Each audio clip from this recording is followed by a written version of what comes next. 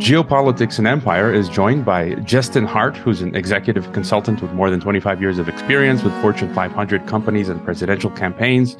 He's also chief data analyst and founder of rationalground.com, which helps companies, public officials, and even parents gauge the impact of COVID-19 across the country. He's worked with everyone from Governor Ron DeSantis to Dr. Scott Atlas. He's a father to 8 and the author of the just published Gone Viral, How COVID Drove the World Insane. Welcome to Geopolitics and Empire, Justin. Oh, great to be with you today. Now, your book is sort of a post-mortem on COVID-19 84, as I like to call it. It's a short book, but it covers a lot of points, and we won't get to them all, but perhaps some of the key issues. You've said that the virus of the mind is more damaging than the virus itself. So, where do we begin to unpack the mind virus of the past 2+ years, which is still ongoing? Well, you could go back to the 17th century Milan, where they had a plague that was a very, very real pandemic where the fatality rate was 1 out of every 3 people. We know this from a 19th century novel called The Betrothed by Alessandro Manzoni. And what he did is went back and researched actual journals from people that lived in that era during a time of plague. This is kind of where you get that phrase, love in a time of plague, right? And he went through and followed a couple that was trying to get married, but having a heck of a time in the middle of the chaos. But what was interesting is a lot of the same patterns we experienced here in 2020, 2021, and 2022 were seen almost 400 years ago, the chaos and everything that would ensue. And Manzoni had that line, which was the fear of the mind gripped the people more than the pandemic itself. At one point, he recounts an episode where it was feared that people from outside of the town were spreading the disease by whitewashing the walls or anointing the benches in plague-ridden waters.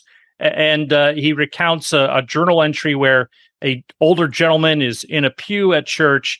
He stands up and brushes off his pew, and someone at the back thought he was doing something else. He yells out, "He's anointing the pew. He's washing the pew." And immediately a group of people thrust upon him, took him outside, and the author concludes, "I do not think he could have survived much longer." Think about the altercations we've seen on planes and schools, at school boards, wherever else you have you. And it really did, as the title of the book says, drive people insane. A message from our sponsors. It seems we may be headed for the 1930s all over again. Financial collapse, tyranny, and world war. I've already secured multiple passports, offshore accounts, safe havens, and escaped to the sunnier shores of Mexico. My friend Mikkel Thorup of the Expat Money Show is hosting the Expat Money Summit with 30+ experts that'll help you reclaim freedom in this fourth turning by moving your life and wealth offshore. Protect yourself and secure a new life abroad. Register now for free at expatmoneysummit.com, or don't, and enjoy surviving on insect protein while stuck in the metaverse. Since 2020, Ron Unz of Unz.com has argued the COVID outbreak was due to a U.S. biowarfare attack against China and Iran. Jeffrey Sachs, the Russian Ministry of Defense, and others are now making similar suggestions. Weeks before COVID appeared in Wuhan, a top U.S. biowarfare official ran the Crimson Contagion exercise on how to protect America against infection if a dangerous virus suddenly appeared in China. After COVID appeared in Wuhan, it jumped to Iran, infecting Iranian leadership only weeks after America had assassinated Iran's military commander. Iran publicly accused America of an illegal biowarfare attack and filed a complaint with the UN. Ron Unz has produced a free ebook and is available for interviews to further discuss this issue. And don't forget to fund Geopolitics and Empire. You can leave a donation, except on Patreon or PayPal, which have banned us, book a consultation, or become a member. Even just this morning, I was getting a message from a friend in Mexico City saying he was almost getting into an altercation regarding the mask requirement on the plane. And so, again, your book covers a lot of issues, and maybe just to highlight a few of them that we've all been experiencing over the past few years. One that comes to mind is social distancing, which I think is an oxymoron. And I'm still hearing recordings. I don't know where I was. I've been traveling in an airport or some institution somewhere recently, and they're still playing these. They've got the signs still up talking about social distancing. And I think to distance is actually antisocial. So it should be called antisocial distancing. Just using that as an example. What's the science on antisocial distancing? Yeah, well, there really is no science. The premise came about because someone in the Bush administration, that is George H.W. Bush or George W. Bush, had the idea when they were putting together the pandemic response book. Their 14-year-old kid was apparently in a science fair and had proposed this idea that somehow if you had distance between people, it would limit the spread.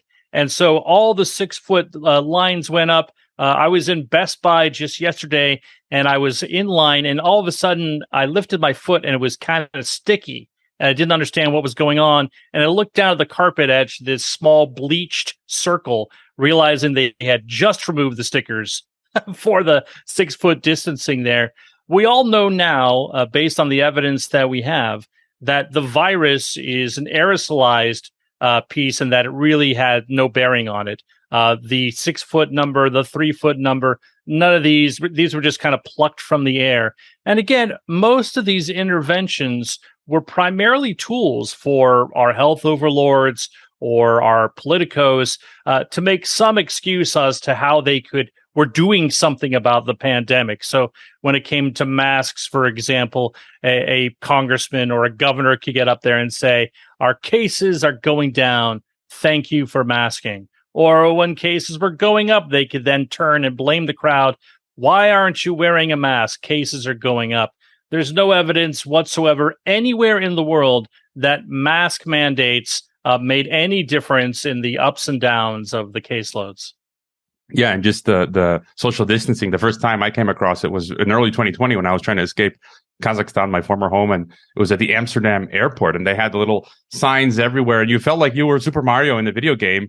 And the only thing that I could think of at that moment was screaming out was, social credit system, like, in China. And I was like, I was going in the opposite direction where, they were telling you to go, and I'm not playing along. And yeah, that was my next question, the masks. And there still seem to be a few holdouts. I've encountered masks still on some airlines, some airports, and the people enforcing it, whether it's the airline staff or security at the airports, they seem like robot drones or lemmings. In some big box stores in some parts of Mexico, I've heard still enforce them, like maybe Costco or Sam's in Mexico City, especially. But the people just literally repeat, "Put on your mask, sir. Put on your mask, right. Mask." Like there's no way of rationalizing with them. But it seems like even they are just more afraid of it's their job. They don't even really care about the mask. They want to keep their job. And any further thoughts on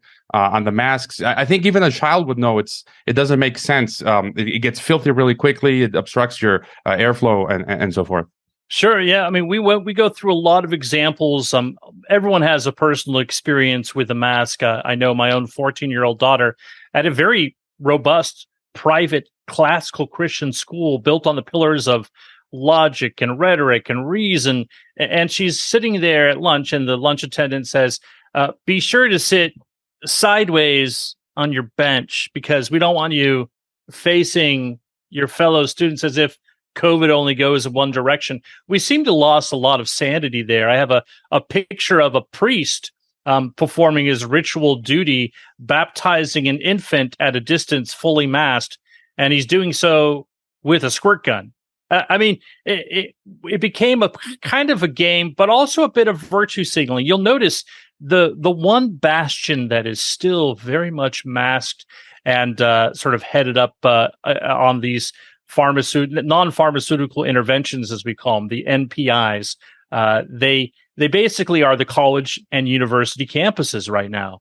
And it's a curious thing because a generation ago in the late 60s, where my parents were, you stuck it to the man. If they came in and told you were going to do something at university, you told them to shove off. But now the tables have turned because I think what happens is for these kids that are in their 20s, the risk of cancellation is far greater than just complying, right? The risk of ostracization, and not just from some bullied crowd that you happen to run into, but someone takes a picture of you and now it's shown to 1 billion people. and now you lose your job, friends, and family over some type of direction because the Overton window closed on sanity. So those are the things that we talk about in the book, how both virtue signaling and also it became this mechanism that people can use. But we go through Rational Ground. The group that I founded was one of the few groups that actually worked with a group of moms out of Florida. And we took about a dozen of their kids' masks that they wore for maybe just like 24 hours. And we sent them to a lab. We want to know what was on those, right? So the lab came back and said, we found traces of pneumonia, traces of Lyme disease. We even found cow herpes, right? Transferred from meat usage and eating and everything else. I mean, anyone who looked at their kid's mask would know it was atrocious. My kids, I have two younger ones, were in preschool, and there was an episode where the state licensing crew would come down hard and issue infringements that would only be given for major serious injuries that a school might obtain, and slap them on this private institution, this preschool, but because it has so much onus over the state, California owns it.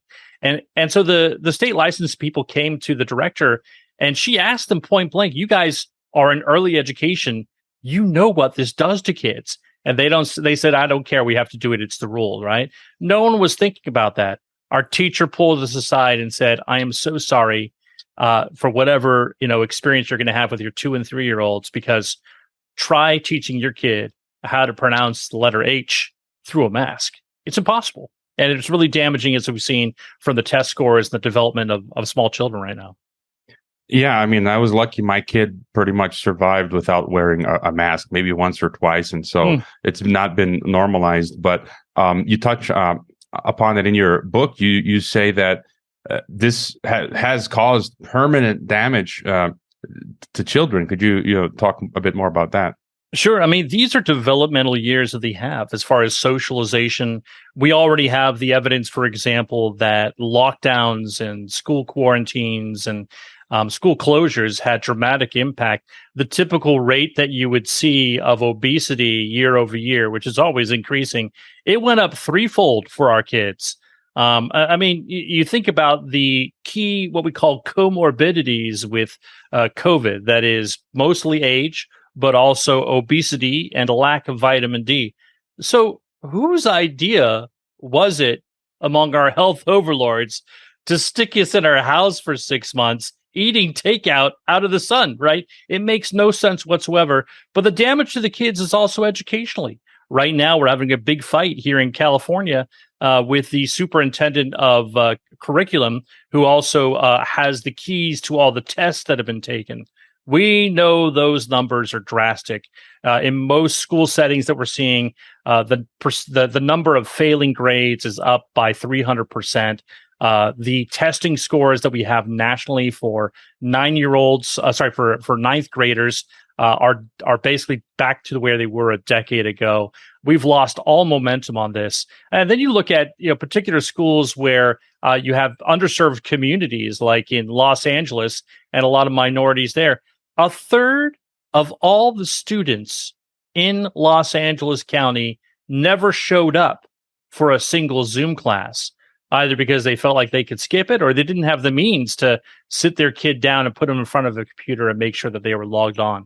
What kind of devastation does that reap? Well, we actually know that number. Sociologists have done these calculations, and for every for every percentage of graduation that goes down, right, from high school or from grade school, whatever else there, you can basically lob off tens of thousands of dollars of earnings and even their lifespan. So these are things that I think sociologists will be studying for years in a very, very disheartening way. Yeah, I can speak from experience. The first year I was teaching, still here from Mexico, teaching online remotely to my place of previous employment, the Nazarbayev Intellectual School in Kazakhstan, through Zoom, or it was the Microsoft program. I forget its name now. And you see blank screens. You don't know what the kids are doing. It seems like most of them aren't even paying attention. It's just a horrible experience in terms of quality of education. And before I continue, maybe what are some of the other key points or issues for you that stand out with this COVID insanity? Well, one of the key ones, and again, the book is set up basically myth busting, right? We take the key myths and we talk about how the assumptions were made on this and how they were completely wrong. one of the key ones, and I think we started the book off with this, is what we've known with all these great new words we've adapted to our vocabulary, asymptomatic, right? The asymptomatic spread of the disease was thought to be the major driver of the spread of COVID. That is to say, you had COVID, you had no symptoms, you didn't know it, and you were spreading it extraordinarily far and wide. Well, even Dr. Fauci admitted before the pandemic, and he lost his mind for some reason as to epidemiology 101, but I'm told that that's just not the case. He has self-admitted that asymptomatic spread is never the primary driver. And from the 3 or 4 studies that we've seen out there, it's difficult to study these things, but they account that no more than 1% of all the spread was through asymptomatic, that is, people who didn't have any symptoms whatsoever. And what that did is it caused a cascade of terrible decisions. Why are you masking up? Well, the mask wasn't meant initially to protect yourself. It was meant to protect other people because you didn't know you were sick. You were spreading it. Why did we have plexiglass? Well, you didn't know who was sick in front of you. You could be spreading it. Why did we have school closures and quarantines? Well, they weren't showing any symptoms, but they were exposed to someone who did. And so therefore you have to take it out, right? So these that one decision, the one decision that seems to be primarily driven by Dr. Birx, was that asymptomatic spread was the primary driver of this thing. Because initially they thought, well, we know that these respiratory diseases only spread by spittle or by small droplets that come out of the mouth, right? They didn't believe in aerosolization, that is, that the small, minute, not even visible to the eye are the things that spread it from these symptomatic people. And so they just assumed that people were spitting all over each other. I'm not sure. And so that one decision led to the 6-foot distancing, the plexiglass, the closures, the lockdowns, everything altogether. I'll never forget the look on Governor Cuomo's face when he was giving, after a couple weeks of shutdown, the report. And they did, these contact tracings where they would say, hey, okay, you're sick. Where did you get it from? And he said 66% of new cases said they got it at home. Imagine that, right? You got it from the people that you were locked out. He turned back to the screen to look and make sure he was thinking straight. He says, that's surprising. Well, it wasn't surprising to any of us who thought that the lockdowns were a dreadful mechanism to keep this thing at bay, because you just, you might as well put forth your arm to stop the Mississippi River as you would to stop a viral respiratory pathogen. There really is no evidence that any of these MPIs had any effect. There are multiple studies to that notion that they're really they were drastically overstated as far as their impact. It's funny you brought up asymptomatic. That was actually my next question, one of the items I pulled from your book as well. And maybe like the numbers too. You go into that, and that's also been a huge concern. Like they've just been fudging with the numbers. The governments, hospitals, they've been getting money, tens of thousands per patient to declare them either sick or dead from COVID. And what would you say that COVID truly qualifies as a pandemic or not? And what about the fudging of the numbers? I think it does qualify as a pandemic because it was a novel virus, but we know that the impact, even from the early onset, in March, we knew these numbers, that the average age of death was 80 years old, compared to the 1918 pandemic, where the average age of death was 29. I honestly can't say what my reaction would be if this novel pathogen was somehow killing millennials left and right, including some of my own kids who would be that age and younger. I think we all would have lost our minds very quickly because it would have been very visibly evident. But instead, we had to rely on the dashboards. And I remember writing an article in March of 2020 saying the coronavirus dashboards will kill us all long before the virus ever will. Because these data points, they aggregate in such a way that it's very difficult. Now, being in a democratic republic here in the United States with the distributed states and county authorities, it made it very difficult to collect good data. The upside is you have all these experimental things, and whether it's a municipal hospital or religious hospital or a city hospital or a county or a state hospital or a VA hospital, we have all these different hospitals who collect data in all sorts of different ways. And then that data has to roll up to the county, to the coroner, to the county, and then to the state, and then finally it hits your dashboard. So I remember in April, there was one weekend on a Monday where all of the stats came in because the people at the county took the weekend off. So Monday they start tallying it, and everyone was freaking out because 200 people died over the weekend. Well, that wasn't the case. It was 200 deaths over the course of several weeks, only they just started gathering in at that point, right? Because the data sort of gathered there. It lags. But then on top of that, when you drill down into the actual data, we found some really interesting things. I think we were one of the only groups, especially early on, that had access or was able to gain access to death certificates. And this was in Florida, thanks to Governor DeSantis. Members of our team were there on site, and they were given access to about 700 death certificates that were redacted of personal information. But we had how they died. And we found that at least 30% of these things should never have been coded as COVID. A 86-year-old woman dying from a fall from a ladder, broken femur. She was already diabetic, but she also happened to test positive for COVID. And you mentioned the hospitals. My kindest interpretation is this. The government shut down the most profitable part of these businesses, these hospitals, the elective procedures, right? And so here you are. Basically, if you drew the bottom line as to how you might survive as a hospital, you're going out of business. So my kindest interpretation is that any hospital administrator worth their salt would try to find ways to get reimbursement from the government, which means that they tested every single person. And these PCR tests, these main tests that we use with the nasal swabs before all the home tests came out, those were primarily designed. They could pick up a virus, as even Dr. Walensky admitted at the end of last year, finally, that they would pick up a virus at 5 days or 75 days.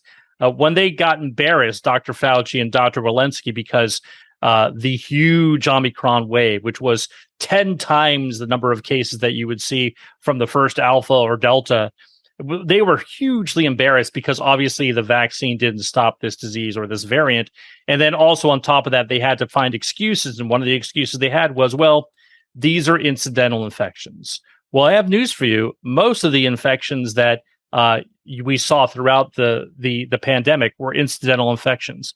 Even the New York Times had to admit to this. And this was in September 2020. They had a headline that ran, you tested positive for COVID. Maybe it shouldn't be positive. And they went through the huge errors that you have with these range of PCR tests. And what a nightmare we had to endure. If I remember my own daughter, she was going to a school play.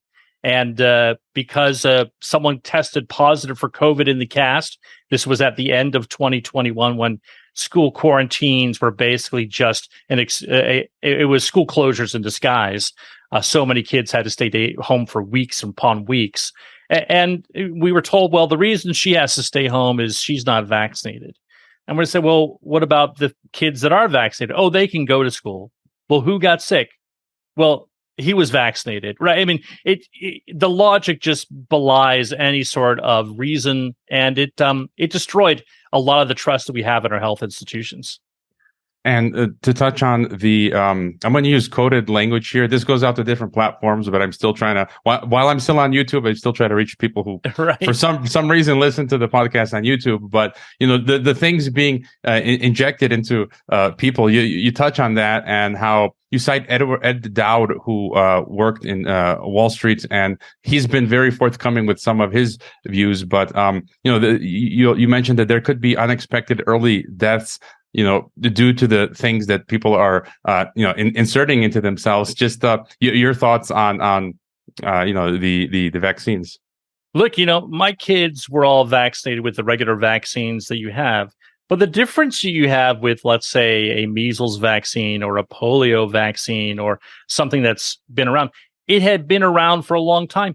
There's not a single mandated vaccine here in California for our children in school that hadn't been around for a decade and a half, out of an emergency status, fully on the market, tested upon millions of kids before it was mandated in schools. And here we are using a new type of injection, if you will, and it had only been tested on humans since 2015. Someone made the claim, says, well, Justin, why are you so upset? You're a big advocate of monoclonal antibodies. Well, we've been doing monoclonal antibodies since the 1980s, since AIDS. And so that has a huge track record of extreme safety and lots of examples on how it can help people. But for example, that was a terrible decision itself. The decision to use, for example, monoclonal antibodies only came once the FDA, literally the day after the FDA had approved the full status of the first injection of COVID, of the COVID-19 vax. And so these become problematic. We have to look at these very seriously. And there are a number of side effects, which I won't get into, because you're right. The curses are still, we can lambast masks all day long, as far as I understand now on YouTube, but there are certain things that are off topic. So we have to be careful, right? Yeah. But do you foresee, because you allude to it in your book, that, there could be, in terms of deaths from these things, do you see, this causing people to die early because of these experimental things? There is still so much that's out there, and it affects all ages. We just heard this last week, confirmed studies that traces of the virus or of the vaccine, it's unclear exactly how this works, are found in women's breast milk that are, newly gave birth. And we have, if you go through the VAERS database, over 600 injuries to infants that are alleged from breastfeeding and their mothers being vaccinated. We have at least 3 deaths, and we have to go through and confirm those things. But there's some real impacts there. We know that the primary real concern are with young men between the ages of 12 and 20, or even up to 40 years old. It seems to affect them in a dramatic way. Issues with the heart, myocarditis, which is a very serious condition. And we're seeing, there was a rate of myocarditis with these vaccinations, which the CDC now admits, and everything else there, that is far above the background noise of what would happen if you actually just contracted COVID yourself. And when we look at that range, right, the general rule of thumb that we had in an article from John Ioannidis, the most published living scientist, he indicated that the general rule of thumb is that if you're under the age of 65, your chances of succumbing to COVID are about the same as your chances of dying in your commute to work. And if you're over the age of 65, it's slightly higher. It's the same risk that a professional truck driver faces, definitely higher than your average commuter. But again, the panoply of crazy projections and real scaremongering, fear-mongering techniques was very difficult to overcome for a lot of people. I know in my own case, I did not get that particular injection. But there were times that I definitely thought to myself, wow, I may get it. In fact, I'm a big musical theater guy. So I saw in New York that Hugh Jackman and Sutton Foster are on Broadway doing Music Man. And I almost got it just to go see that, but I didn't. So, and I think in the end, we're going to find, if I'm being frank and honest, the lawsuits that will come out in 3 years plus will put mesothelioma or asbestos to shame. They really will. Yeah, and you also touch on, the institutions lying and lying and lying, and I feel like the CDC, FDA, the WHO, almost need to be dismantled. And I think it was just today or yesterday, Stephen Colbert, Fauci was on the Stephen Colbert show, and they did a 5-minute segment that was supposed to be funny. I didn't find any humor in it at all. They went down to the local Walgreens or whatever to get Fauci's latest booster shot. And so what can you say about the Faucis, the Birxes who have lied? They seem to have diplomatic immunity as well as these institutions. Well, Rational Ground, the group that I founded, was the key group supporting Scott Atlas when he was at the White House. In fact, here on Saturday this week, here in San Diego, we're having a big conference. You can find details of that on rationalground.com. Scott's going to be there and everything else. But I remember, the absolute shock that he had being there at the White House and how disagreeable and how blind they were to any sort of studies. So, he would bring up these facts that, the oncologists were the first one to raise alarms in the spring of 2020. The cancer doctors, they'd come to us in droves. They say, either COVID has cured cancer or something else is going on altogether, because we're diagnosing half as many ailments as we typically would in March and April and May. Why was that? People were too scared to go to the hospital. When Dr. Atlas confronted, in his book, you can read about this, Dr. Atlas confronted Dr. Fauci and asked him point blank and said, well, don't you think people are scared enough? And Dr. Fauci replied, they're not even scared. They're not nearly scared enough, right? And this is the real crux of the issue, is that these are agoraphobes. These are epidemiologists, virologists, and they picture themselves like Dustin Hoffman in that Outbreak movie. But in real truth, they're like the EPA investigator doing Ghostbusters, right? The guy who, in the mayor's office, they come to find has no. I won't go that line, but the Walter Schmeck, I think his name was, and he goes down there and shuts the power grid off and causes all these problems. They never saw the problems that they caused. They will never admit it. It's hubris. And when a lot of people would take to task Dr. Atlas and saying, well, he's not a virologist, he's not an epidemiologist, he's a radiologist. Yes, but the one thing he spent over the last 2 decades doing was the application of science to public policy, something that Dr. Fauci and Dr. Birx absolutely failed at. When you go and say, here's what the science says, that should be debatable, that should be questioned, that should be looked at very strongly. But then you really have to take a pause and say, what are the absolute indications of what policies should be implemented publicly? You think about just the absolute distrust that our people have right now. And just take one instance, for example, Dr. Fauci and former director of the NIH, Director Collins, they were the ones who ultimately made the decisions on grant monies, billions of dollars that the NIH would give out. Well, what are the chances of your study that might not fit the narrative that they want to toe getting approved if they hold the dollar strings? Again, the purse string. This is not unfounded, and we need to make sure that line of direction is cut. We need to cut the snake off of the head to rebuild it. At the start, you mentioned the nasty authoritarians that arose during the Italian Black Plague, and in your book, you mentioned there's nothing new under the sun, which I would agree. And the thing that has alarmed me the most in all of this has been this techno-tyranny that is unprecedented. I think you mentioned in your book, we're still continuing to see these crazy China lockdowns. You mentioned American authoritarianism taking root. It feels like more or less that World War COVID is over, but there are still places that require masks and vaccines. And is it over, or do you think we might see a World War COVID too?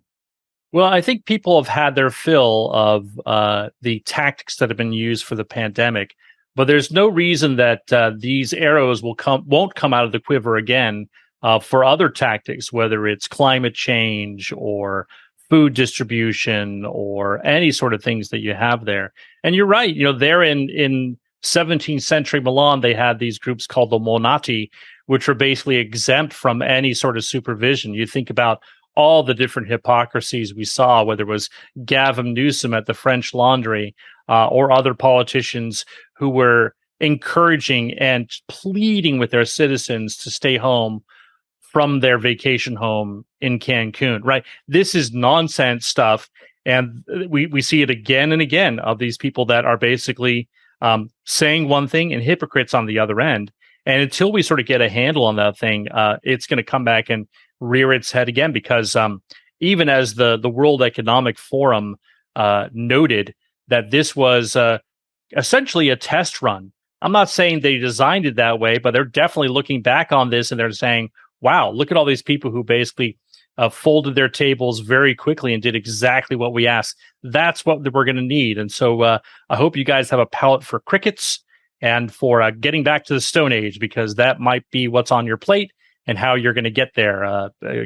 Put on your sandals and go back and look at Flintstone videos for your modes of transportation.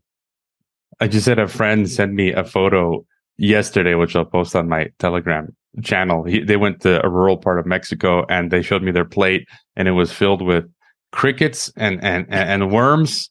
And it's a traditional Mexican meal, Yeah, and yeah. I get it, eating it from time to time. But I mean, what you're referring to is these people literally want to replace meat permanently and have us eat insect protein. I mean, I was at the local Starbucks recently. Now they're selling these not plant sausage biscuits, and I'm like, it's just a matter of time before you'll have no other option. It's all going to be this fake stuff. And your appendix is, as well, in the book, is well worth the price of admission. It's got a whole bunch of fascinating stories, even one letter to the mayor of Boston where someone is comparing COVIDism to what happened during World War II, which is what I've been doing for the past 2 years. It was they're talking about their parents and grandparents were fleeing tyranny and in Europe, and in that sense comparing what's been going on. Do you have any final thoughts then for us?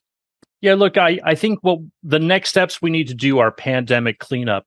When they unleashed the lockdowns, it unleashed the powers to 3,200 local county health officials and 13,000 school districts, and of course, the 50 governors that could do as their whim. And what we need to do is go back and start implementing some stopgaps there. In Florida, for example, Governor DeSantis implemented a host of legislation which would allow like a county supervisor to declare an emergency, but would have to stop after 7 days until they prove that it's necessary, right? Or whether it's something simple like, if my loved one is dying in the hospital, I'm going to be there, hell or high water. And that should be basically a patient's bill of rights in there. It's a crazy scene that we're going to be dealing with as we deal with that, because we need to make sure that it's cleaned up and that there's also a lot of comeuppance. We need to make sure that these people that are, that perpetrated this are held accountable, and most importantly, that they never, ever, ever have an influence over public policy again. So that's the next phase of what we're doing. Are you going forward? I mean, you mentioned the bugs and Davos and this going forward. Are you optimistic for the future, given everything that we've just gone through? I'm always an optimist, and so I truly believe that. But the one thing I think, look, we're adults. When policies came and impacted our business, and our plow is out there, we can see it in the window, but we're locked inside. It's rusting in the field. You can't go and work and everything else there. I mean, that was devastating. It was really tough. But then you came after my kids, and that's where I draw the line and say you're a bit evil. There's an old story that's passed down through rabbinic literature of the people of Noah's age, the people who didn't make it on the boat, right? That God was kind of to wipe off there. At first, when the waters rose to their knees, the story goes, the adults held their children to their waist. When the waters got to their waist, they put them on their chest. But when their waters got to their neck, they put their kids under their feet so they could stand and live a few minutes more. That's the kind of absolute awful rapport that we experience for our kids. They put them under our feet, and someone's going to have to pay the price for that. Because if you don't avenge the wrongs that were done to your children, the next generation coming up will realize that you didn't stand up for me. So I hope parents, if you didn't have a chance to really stick your neck out in the pandemic, and I can't blame you for not, because it was a fight. I hope you will do so now. That's kind of the message of what I want to leave people with. All right. And, what are I'll have all the links in the description, but what are the best websites, projects, and so forth, and any ways to support the work you're doing? Sure. So the book comes out in about a week or so, 10 days on the 18th. You can pre-order right now, though. You can go to goneviralbook.com. Goneviralbook.com will get you to the Amazon link to buy it there. But we have rationalground.com, which is our main website where you can find all our information. And I'm on Twitter mostly, Justin_Hart. You can find us there. All right. Yeah. And the Substack, covidreason.substack.com. Yes. Gone viral. How COVID drove the world insane. People can see it in your background. And thank you for coming on Geopolitics and Empire. So great to be with you, friend. I hope you enjoyed this Geopolitics and Empire podcast. The website is geopoliticsandempire.com, and I encourage you to sign up for the free email list that goes out with each podcast and every weekend with a collection of news headlines. The newsletter and website are our last lines of defense. We're being censored and deplatformed. It's nearly impossible to find Geopolitics and Empire on the Google search engine. We've been blacklisted. YouTube frequently takes down our videos with strikes. Facebook restricts our page. Reddit and Twitter take down posts. And after the Associated Press mentioned Geopolitics and Empire in a 2021 article co-written with NATO, our Patreon account was terminated. Vimeo also terminated our Pro account. The best free way to help Geopolitics and Empire is to leave a review on Apple Podcasts or elsewhere and subscribe to all of our media channels. You can find the video broadcast now on 5 platforms: Odyssey, Rockfin, Rumble, BitChute, and Brighteon. You can find the audio broadcast on the podcast ecosystem: SoundCloud, Apple, Spotify, and so on. My current favorite social media channels are Twitter and Telegram, but you can also find us on Gab, MeWe, Minds, Float, VK, Instagram, Facebook, and LinkedIn. Finally, Geopolitics and Empire is in dire need of funding to continue. You can leave a donation, purchase a consultation with the host, or become a member to receive additional benefits. We also produce a weekly broadcast called Dissident Thinker for members and Rockfin subscribers only. We will continue to fight the good fight come hell or high water. Thank you for listening.